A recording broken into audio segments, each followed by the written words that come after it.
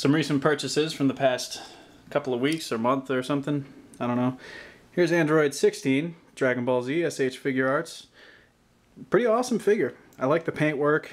He's a heavy guy compared to like some of the other figure arts where you kind of have to handle him with a little more care. This guy's got a little more weight to him. Very dense. At first, I have to admit, I wasn't quite as impressed with him as I am now, just because I kind of was expecting the amount of extras that you might get with like a 17 or an 18. But, and I just kind of prefer the way they're designed more so than 16. But now that I've had this figure for a while, he's had a chance to grow on me, and I definitely really appreciate all the stuff that he does come with, which is a couple extra heads, swap out hands, and then these gauntlets pop off, and he can do his cannon attack. He's got the, like, sculpting the machine guns or whatever it is under there.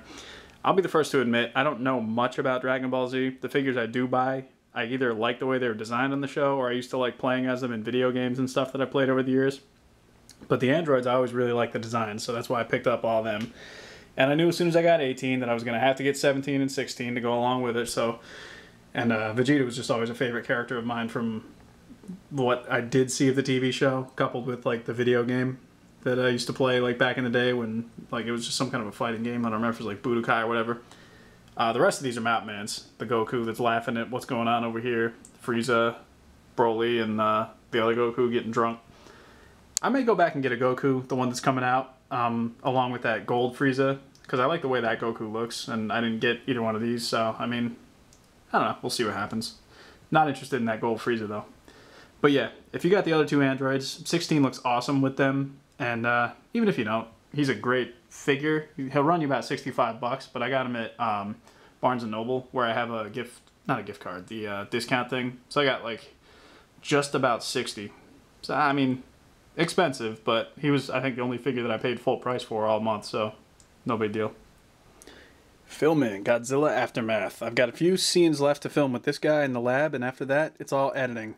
People had asked me after the second episode how small this guy is, and you can see he's very tiny. Fits in my hand just like that. He's probably only about 4 inches tall or so. This is, I call it the baby Godzilla, but it's technically known as Little Godzilla, so if you're going to buy it, that's how you're going to find it. He also comes with a nice base because he's from the Space Godzilla movie, so he comes with like a ground-colored base that comes with like 4 of the huge crystals that like shoot up out of the ground. I used those actually in the first episode of Godzilla Aftermath, where Space Godzilla puts President Hagar's mech on, I say on ice, but it's actually on crystal.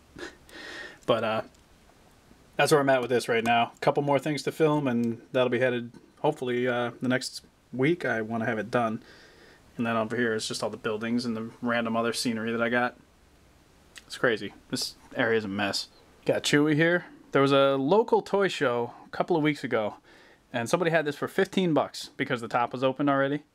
I guess the guy just like, I'm not going to keep it, but can't sell it for full price because somebody will complain about it. But I walked by and I saw the thing, 15 bucks. I'm like, okay, well, that's probably going to happen. It was funny too because my friend that I went with bought a Chewie like earlier that day for 25.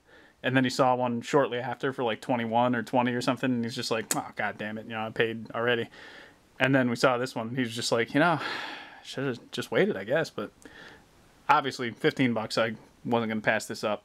And also picked up that same day. Now, longtime viewers of my channel will no doubt recognize this figure. But the one I've had was like a bootleg from like a China seller for, I got like 3 or 4 years ago. Because I originally intended to use the head for a custom. Because I thought it would look cool on the brown costume Wolverine body. But then I just started using it on my channel as like the voice of like the impatient YouTube viewers, and he just kind of became like a whole separate side character that I never really saw coming. But then when I saw this one, this was only 10 bucks, and he came with a jacket, and his hands had the claws on them, a little bent, but they're there. So I was like, you know what, it's finally about time. I'll buy this version, and the other one can stay. Because right now I actually have the other head with the eye patch on him, on the suited body. He's patch at the moment, so he might be able to just stay like that.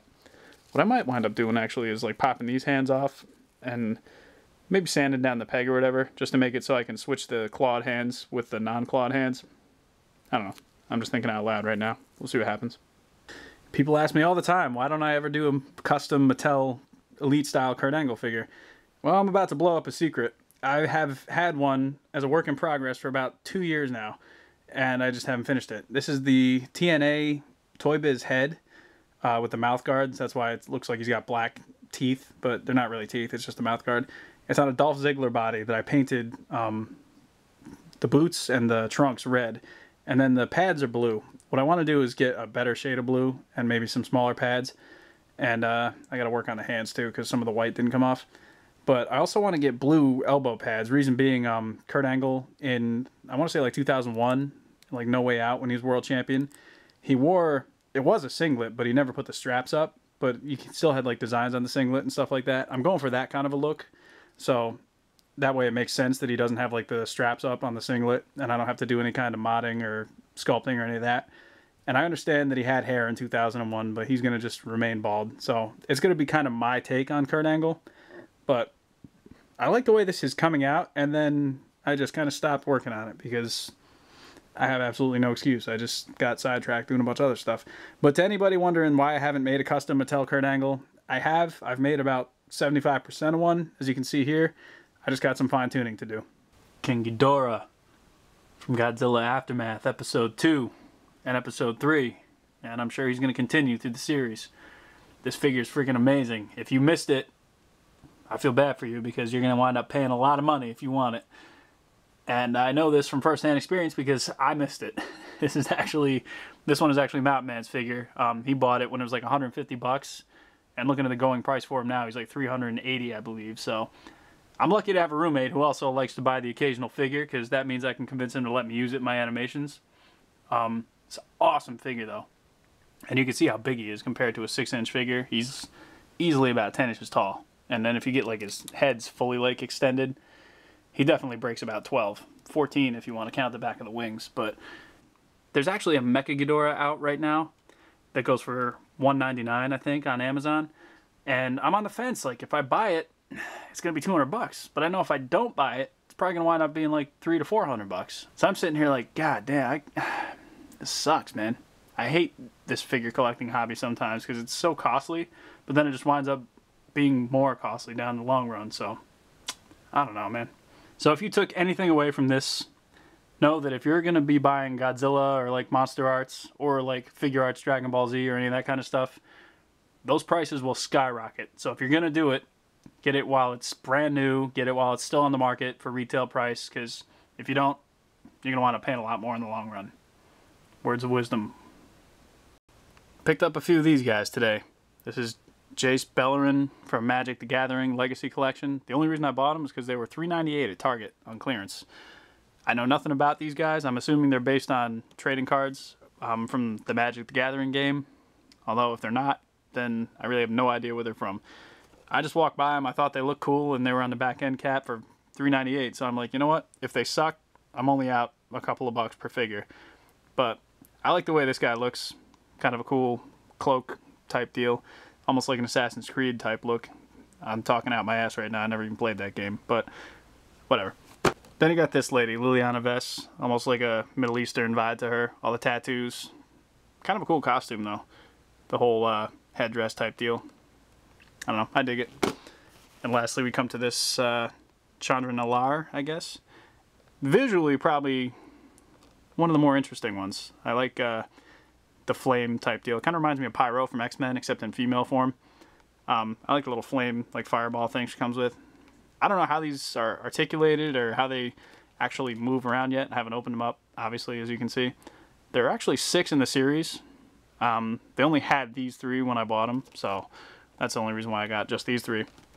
So, pretty cool. I like them. I like these 2, but I think she's probably my favorite just in terms of how she looks. So, as far as figures, I'm going to see how they are once I open them up. I'll let you know down the road, I guess. Jakks Pacific, giant size Godzilla. Somebody's going to be winning one of these from me very shortly. My stop motion contest that I've kind of been slacking on actually doing the results of a few snags I hit in the road. And honestly, some of the videos that I had to select, it was not an easy choice to make. So I got to go back and revisit that as soon as things kind of settle down for me a little bit. This is the X Plus Godzilla from Godzilla Raids Again, aka Gigantus the Fire Monster. This is Mountain Man's. This is basically spot on how he looked in that movie. It's crazy how they managed to get in all like the ripples in the costume and all that kind of stuff. Like I said, X Plus I think is the name of the company that made this. So if you've got a favorite version of Godzilla and you want like a really high-end collectible version of it, this is worth checking out. I mean, he doesn't move, it's just like a statue kind of thing. Well, it's a vinyl figure, but freaking looks amazing. So let's talk about a diorama that I've been working on for a little while now, on and off. So I wanted to do like a rooftop scene that was reminiscent of the cover of the original Teenage Mutant Ninja Turtles comic book, but I also wanted it to have a little bit of variation. So what I've been working on here, I'm trying to set this up. So what I've been working on is a rooftop diorama. And it's going to be 2-layered, as you'll see when I put it together. It's got kind of 2 levels to it, much like I just said that comic book cover did. Just a few little minor details in the back. I wanted a doorway that leads out to one side, and then just some kind of like piping, little high voltage thing there. On this side, we've got a ladder that I made out of some dowels and some of those straw gimmick things where it's like you can make your own straw with the rubber pieces that make it bend all different. But I like the way this came out, and it just attaches. These toothpicks are stuck in there like that, and then up here I just cut out a little bit of some holes right there, and there's some wooden dowels in there. They attach in there just like so. You put the toothpicks back in and you're good to go. I will say putting this one together is a little more complicated because I went into this one totally blind. So, I mean, I had no idea what I was doing when I was making this. I was just kind of shooting from the hip, and this is how it worked out. You can see in here there are pieces of foam glued to the inside of all that. That's so that I'm able to rest basically the rooftop base itself on there. I kind of wanted to conserve using magnets because I didn't want to like just spend too much of my budget on this on just a bunch of magnets, but you can see that that obviously didn't work out too well for me because there's magnets all over this thing. Yeah, this in here I got a little cutaway so you can, it fastens pretty well, and then the magnet holds it in place against that side wall. And over here got a front wall, still a work in progress. As you can see, this glass pane is not put in yet, so still working on that. You can see in here again I got foam laid across to help balance the rooftop when it gets put on. I got these couple of magnets that are going to attach to the front and to the back. So the foam's there to level it out, the magnets are there to hold it in place. And then I just cut this piece out. This is like a piece off an old diorama that was a work in progress that I kind of abandoned, but I cut it to height so that way I can put it right underneath there just as a pillar, kind of a little more support. And so this is what you're looking at. Probably the biggest, I don't know about the biggest, but definitely the most complicated diorama I've ever built. And I'll get some figures on there for scale reference. So here we got, for scale purposes, these are Arkham Origins DC collectibles figures, Batman and Deathstroke, which are a little bigger than your standard 6-inch figures. They're about 7-inch scale. I think they work pretty nicely. 6-inch figures would be more ideal because they wouldn't be quite as tall as this doorway. They'd only come up to about here. But yeah, overall I like how this just came out. Basically the coloration of this came together the same way as most of my other stuff. It was all flat black at first, and then I just painted like red for the bricks and gray for all the trim and the rooftop and all that kind of stuff. And then I went over it with like a whatever color, you know, dry brushes I needed. And then certain bricks I went over, as you can see, with like orange or yellow or tan or whatever, just to kind of give it a little bit of variation, make it look like it's been around for a long time.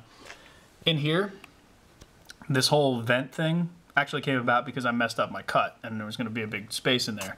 So I added that in after the fact, and I wanted to make it like metallic, and so I cut out straight lines to just simulate like a vent that would be blowing out like an exhaust or whatever the case.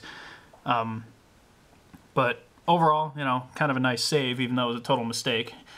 But I dig it. The glass, as you can see, is going to be broken. Again, like I mentioned, I didn't get this fully installed yet, but we'll get there. This is just action figure packaging from like an old Elite wrestling figure that I had leftover packaging laying around from.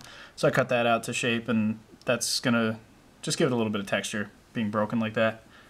And these are strips of foam that I cut to look like boards and just layered in like, you know, wood grain kind of thing. And then I painted it and added it like after the fact, so that's why it's raised up off of the actual dio itself. And then the little bit of trim that's on the end is that really thin foam that I've showed in previous videos. I just cut it in strips and painted it to match the gray that was kind of patterned along the top and along the sides. So overall, I'm really digging the progress on this one, and I want to add a few more things. I think I'm going to have like a sign back here, or some kind of a billboard. I'd like a variety of like different rooftop props that I could put on here too, like maybe like an exhaust like pipe or something over here, or maybe like a small water tower. I don't know, just all different possibilities. But anyway, that's what I'm working on. Gonna have contest results soon. Godzilla Aftermath Episode 3. If by the time you see this it's not up already, it will definitely be up shortly. Follow me on Facebook, facebook.com/Captain McKay Random. We do live streams of video games every weekend, usually every weekend, on CaptainMcKay.com. That's Mountain Man's Twitch is Apartment9 Gaming, APT9 Gaming, all one word. So check those out if you like video games, if you want to come in and chat with us. Trying to think if I can relentlessly pimp anything else before I leave, but I'm pretty sure I handled most of it. Check the description below for my social media and all that kind of jazz, and I'll catch up with you soon. All right, later on. This thing, Hellhammer, just waking up. Been sleeping for the past probably 18 hours, and now she rises because she knows I'm about to go to bed, so she's gonna run around all night and carry on and make noise. Aren't you?